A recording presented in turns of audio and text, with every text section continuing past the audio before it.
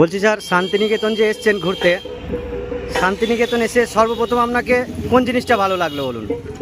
শান্তিনিকেতনে আমার আগে কখনো আসা হয়নি, আমি ফ্যামিলি নিয়ে প্রথমবারই আমরা এসেছি। তো শান্তিনিকেতনে এসে আমার সবথেকে ভালো যেটা লেগেছে যে এখানে পরিবেশ। আচ্ছা, পরিবেশ আমার সবথেকে ভালো লেগেছে। প্রচুর গাছপালা, এত গাছপালা তো আমাদের শহরে দেখা যায় না। এখানে গরম তো আছে, কিন্তু এই গাছ দেখে গরমটা অনেক কম লাগে, আমার এটাই সবথেকে ভালো লেগেছে। আচ্ছা, এখানে কি কি জায়গা ঘুরলেন? এখানে আমরা কি কি ঘুরলাম, আমরা প্রথমে শান্তিনিকেতন বিশ্বভারতী ইউনিভার্সিটি পুরো ক্যাম্পাস ঘুরেছি। আর আমরা ঘুরলাম কঙ্কালীতলা মন্দির, কোপাই নদীর চর। আর কি কি ঘুরলাম, ভাইয়ের বাড়িতে বেড়াতে এসেছি, দাদা খরচা করবে না না সোনাঝুরি হাট। হ্যাঁ, যেটা না বললে একদম মিস হবে, সেটা হচ্ছে সোনাঝুরি হাট। একা আসুন, ফ্যামিলি নিয়ে আসুন, এই হাটে অবশ্যই আসতে হবে। কিছু না কিছু নিজের জন্য বা পরিবারের জন্য অবশ্যই পাবেন, এবং খুব রিজনেবল রেটে খুব ভালো জিনিস পাবেন। আচ্ছা, এখানে ঘোরাঘুরি করলেন কিসে? এখানে আমরা ঘুরলাম, আসার আগে তো ঠিক হয়নি কিছু, তো যে হোটেলে ছিলাম সেই হোটেলের দাদাকে জিজ্ঞেস করেছিলাম যে কোনো ভালো এরকম গাড়ি, টোটো, অটো কিছু আছে কিনা যিনি আমাদের ঘুরিয়ে দেবেন। হোটেল থেকে দাদা আমাদের নাম্বার দিয়েছিলেন রতনদার। আমরা রতনদার টোটোতে আমি ফ্যামিলি নিয়ে পুরো ঘুরেছি।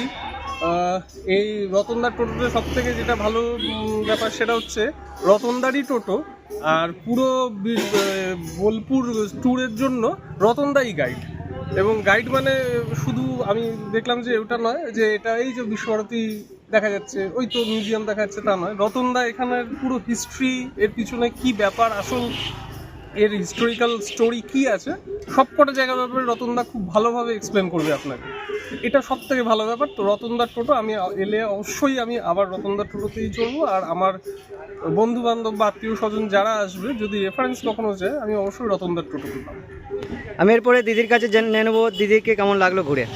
দিদি, আপনার শান্তিনিকেতনে কেমন লাগলো, এখানকার পরিবেশ কেমন লাগলো, আর সব থেকে বড় ব্যাপার আপনার এখানে খাওয়া দাওয়া কেমন লাগলো? দারুণ লাগলো, হঠাৎ করে প্ল্যান করে আসা, বাট অসম ঘোরা, খুব ভালো লাগলো, পরিবেশটা খুব সুন্দর। আর আমরা যেখানে ছিলাম ওখানে খাওয়া দাওয়া খুবই ভালো। কালকে আমাদের রতনদা একটা জায়গায় লাঞ্চের জন্য নিয়ে গেছিলেন, তো জায়গাটা অপূর্ব, আসলে যেন ওটা মিস না হয়।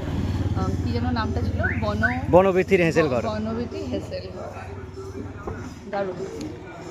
আর এখান থেকে আপনার এক্সপিরিয়েন্স কী হলো, আর আপনি দর্শকদের কি বলবেন? দারুণ দারুণ, খুবই ভালো।